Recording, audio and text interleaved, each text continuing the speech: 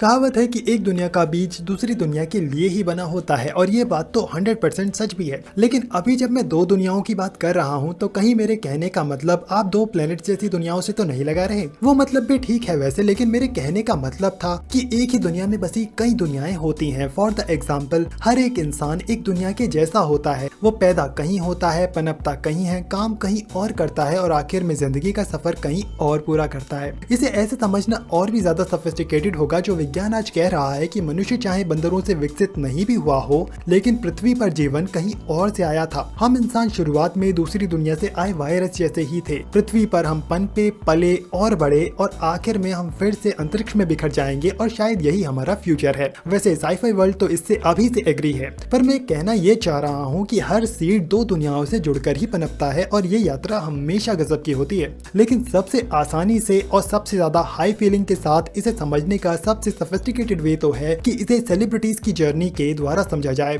After all in celebrities में हमारी कुदरती दिलचस्पी जो होती है, तो हम प्लैनेट्स को ही प्लैनेट्स क्यों माने, हम दो देशों को अदर प्लैनेट्स या दुनियाएं क्यों ना माने, क्योंकि हर दो देश उतने ही अलग हो सकते हैं जितना दो प्लैनेट्स अलग होते हैं। और हमारे डिस्कशन के सेंटर में तो हॉलीवुड ही है। तो एक एग्जाम्पल के तौर पर क्रिस हेम्सवर्थ एक दूसरी दुनिया में पले बड़े थे जिसका नाम है ऑस्ट्रेलिया, लेकिन परफेक्ट जमे वो हॉलीवुड को। इसी तरह ऑस्ट्रिया नाम की अदर वर्ल्डली जगह से आए थे अर्नोल्ड सर। कहीं इसलिए तो उन्हें उनकी मूवीज में बार बार दूसरी दुनियाओं से आया नहीं दिखाया जाता, क्या पता। इसी प्रकार से अफ्रीका नाम की दूसरी दुनिया से हॉलीवुड में आए sir will Smith, Morgan Freeman, Michael D Jordan और भी कई हैं। चाहे पैदा अफ्रीका में ना भी हुए हों, पर आए तो आखिर वहीं से हैं ये स्टार्स। इंडिया नाम की दूसरी दुनिया से, यानी हमारी अपनी दुनिया से हॉलीवुड में गई प्रियंका चोपड़ा और गए थे कभी इरफान सर जी भी। बड़े दुख की बात है कि इरफान सर अब हमारे बीच नहीं है। लेकिन आप सोच रहे होंगे कि मैं इस सब पर चर्चा क्यों कर रहा हूँ, जबकि आप देखने सुनने आए हैं रायन रेनॉल्ड्स के बारे में आज। क्योंकि भैया हॉलीवुड अमेरिका में है और अमेरिका दूर नहीं है कनाडा से, और कनाडा कही जाने वाली नजदीकी दुनिया से हॉलीवुड स्पेस स्टेशन में एक से बढ़कर एक रॉकेट लॉन्च हुए हैं। मेरे कहने का मतलब है कि एक से बढ़कर एक सेलिब्रिटीज की वहाँ से भर्ती हुई है हॉलीवुड में, और जिनकी अदाकारी को दुनिया भर में आज सम्मान दिया जाता है। और उन्हीं में से एक हैं श्रीमान रायन रेनॉल्ड्स जी, जिनका की आज जन्मदिन भी है। तो हैप्पी बर्थडे रायन। वैसे मुझे लगता है कि बाहर से हॉलीवुड में अपने अभिनय का जादू बिखेरने आने वाले सेलिब्रिटीज की अगर बात करें तो मुझे लगता है कि अफ्रीकन अमेरिकन के बाद यकीनन कनेडियन एक्टर्स एंड एक्ट्रेसेस का ही नाम आएगा। हालांकि मैंने इस बारे में चेक नहीं किया है। अगर मुद्दे की बात करें तो रायन है कमाल के, ना सिर्फ कमाल के बल्कि वो हैं धमाल के भी। और मैं ऐसा सिर्फ उनकी फिल्मों में उनके किए लव, एक्शन और रोमांस के आधार पर ही नहीं कह रहा हूँ, बल्कि उनकी जर्नी के आधार पर भी कह रहा हूँ। अपनी फैमिली में 4 भाइयों में सबसे छोटे रायन अपने तीनों बड़े भाइयों जेफ, टेरी और पैट्रिक रेनॉल्ड्स के काफी लाडले रह चुके हैं। बचपन में रायन बहुत ही शैतानी किया करते थे।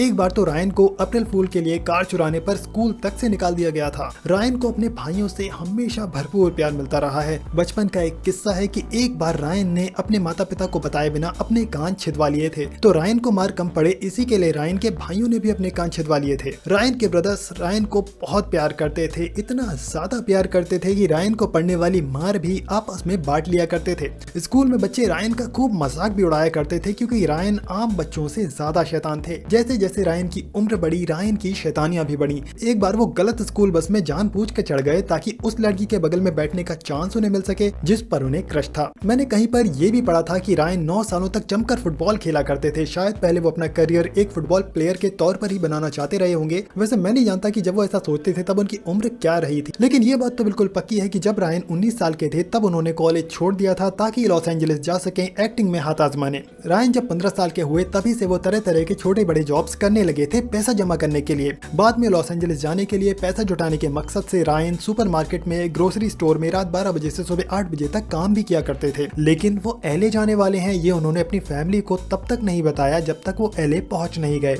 रायन का उनकी जिंदगी का पहला रोल उनके द्वारा कनेडियन सोप ओपेरा में दिया गया था जिसका नाम हिलसाइड था, जो बाद में बदलकर 15 रख दिया गया था। इसके बाद रायन ने द एक्स फाइल्स में छोटे मोटे रोल किए थे।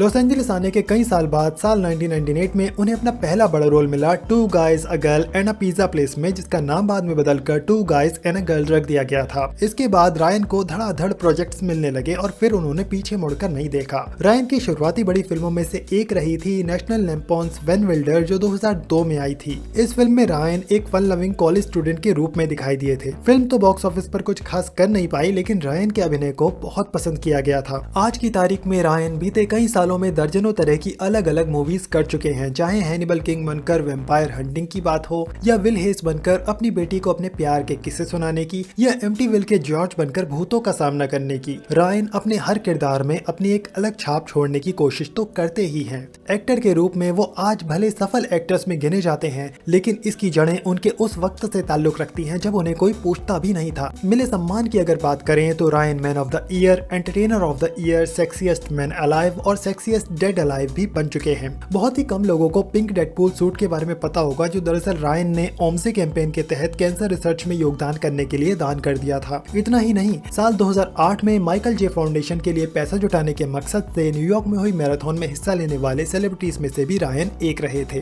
अवार्ड्स की बात की जाए तो 2003 में उन्हें यंग हॉलीवुड अवार्ड मिला, 2005 में टीन चॉइस अवार्ड और ग्रीन लैंटर्न के रूप में बतौर एक सुपर हीरो जनता द्वारा बेहद पसंद किए जाने पर 2012 में उन्हें पीपल्स चॉइस अवार्ड भी मिला। 2016 में critics choice entertainer of the year award भी उन्हें मिला था, और ये तो उन्हें मिले कई सारे अवार्ड्स में से कुछ एक नाम ही हैं। कुछ एक अजीब मोमेंट्स की अगर हम बात करें तो 2017 के गोल्डन ग्लोब्स के दौरान रायन ने एंड्रयू गारफील्ड को सरेआम किस कर लिया था और लोगों ने तालियां भी बजाई थी। लेकिन मेरा फेवरेट तो है जब 2016 में डेडपूल के किरदार को लेकर उन्हें 2 MTV अवार्ड्स, एक क्रिटिक्स चॉइस अवार्ड और एक टीन चॉइस अवार्ड मिला। डेडपूल के उनके किरदार को लोगों का बहुत प्यार मिला, लेकिन क्या आप जानते हैं रेनॉल्ड्स पूरे 11 साल तक डेडपूल बनने की कोशिश करते रहे थे। यकीन नहीं होता, पर ये सच है कि डेडपूल बनने के लिए रायन ने काफी लंबा इंतजार किया है, और आज अपने इसी किरदार की वजह से रायन सबसे ज्यादा फेमस हो गए हैं। लेकिन डेडपूल बनने का ये सफर बड़ा ही झटकों वाला था। दरअसल ब्लेड ट्रिनिटी में हैनिबल किंग का किरदार निभाने के दौरान ही किसी ने उनका ध्यान इस बात पर खींचा था कि शायद वो कॉमिक्स की दुनिया में फंसे हुए डेडपूल के किरदार को बड़े पर्दे पर जिंदा कर पाएंगे। डेडपूल की कॉमिक्स पढ़ते रायन को भी यही लगने लगा। रायन मन ही मन ठान चुके थे कि वो डेडपूल जरूर बनेंगे, और फिर डेडपूल बनने के लिए उनका लंबा इंतजार शुरू हुआ। रायन एक्स-मैन ओरिजिन्स वुल्वरीन में एक भयानक किस्म का डेडपूल बने थे, और सच कहूँ तो मैं बहुत खुशी हुआ था जब लोगन ने अपने भाई विक्टर के साथ मिलकर उस डेडपूल को खत्म कर दिया था। जहाँ तक बात है ओरिजिनल डेडपूल की, तो रायन का फाइनली असली डेडपूल बनने का जब नंबर आया तो रायन फॉक्स स्टूडियोज द्वारा डेडपूल की बनाई जा रही स्क्रिप्ट को सही नहीं मान पा रहे थे। उन्होंने फॉक्स स्टूडियोज के सामने डेडपूल की स्क्रिप्ट को लेकर कुछ शर्तें रखी, पर फॉक्स स्टूडियोज ने उन शर्तों को मानने से मना कर दिया। हालांकि उन्होंने किसी और मेल सेलिब्रिटी को भी डेडपूल बनाने की कोशिश नहीं की, और वो भी इंतजार करने लगे कि रायन कब अपने आप राजी होंगे। इधर रायन फॉक्स के राजी होने का इंतजार कर रहे थे, और उधर फॉक्स वाले रायन के राजी होने का। लेकिन एक्स-मैन ओरिजिन वुल्वरीन्स के रिलीज के 1 साल बाद रायन का सब्र आखिरकार जवाब दे गया, और डेडपूल बनने का इरादा छोड़कर वो बन गए ग्रीन लैंटर्न। हालांकि ये मूवी फ्लॉप रही, और बाद में रायन को फॉक्स की शर्तों पर ही डेडपूल बनना पड़ गया। लेकिन अच्छा ही हुआ कि वो ग्रीन लैंटर्न बने, क्योंकि अपनी वर्तमान वाइफ ब्लेक लिवली से वो ग्रीन लैंटर्न मूवी के सेट पर ही मिले थे। ब्लेक और रायन का रिश्ता बहुत अच्छा चल रहा है, उनके 2 बच्चे भी हैं जो बड़े अच्छे भी हैं। लेकिन कुछ दिन पहले अफवाहों का बाजार गर्म हुआ था, और अफवाहें उड़ी कि ब्लेक और रायन शायद जल्द ही अलग होने वाले हैं। लेकिन इन अफवाहों को रायन ने वैसे ही चुन चुन के धोया जैसे वो डेडपूल बनकर दुश्मनों को मारते हैं। हम सबको बताया कि वो और लिवली फिलहाल अभी ऐसा कुछ नहीं सोचते हैं। लिवली से पहले रायन की शादी हुई थी स्कारलेट जॉनसन से, जो पूरे 3 साल चली, 2008 से 2011 तक। होपफुली लिवली के साथ रायन की आगे भी अच्छी जमी रहेगी, और उनकी जुगलबंदी का ये सिलसिला आगे भी कायम रहेगा। तो ये रायन की जिंदगी से जुड़े चंद फैक्ट्स थे। उम्मीद करता हूँ आपको पसंद आए होंगे। पसंद आए तो वीडियो को लाइक कीजिए, शेयर कीजिए, और हाँ, हमारे चैनल को सब्सक्राइब करना ना भूलें। एक बार मैं फिर से आपको याद दिला दूं कि आप हमारे वीडियोस ब्लॉग्स के रूप में भी पढ़ सकते हैं इस वेबसाइट पर जाकर, जिसका लिंक हमने डिस्क्रिप्शन में दे दिया है। जाते जाते रायन को एक बार फिर से जन्मदिन की ढेर सारी बधाइयां, और आने वाली फिल्मों के लिए बेस्ट ऑफ लक भी। अपनी तरफ से हम आपसे बस इतना ही कहना चाहेंगे कि आप अपने सपनों का अच्छे और सच्चे बनकर पीछा करते रहिए, क्योंकि आपके सपने ही आपका सब कुछ हैं। रायन स्टाइल में अगर कहूँ तो लगता है किसी प्रोडक्ट की मार्केटिंग कर रहे हो, लेकिन एड एकदम बकवास है, मतलब थका हुआ सा। इसमें मसाला डालो यार।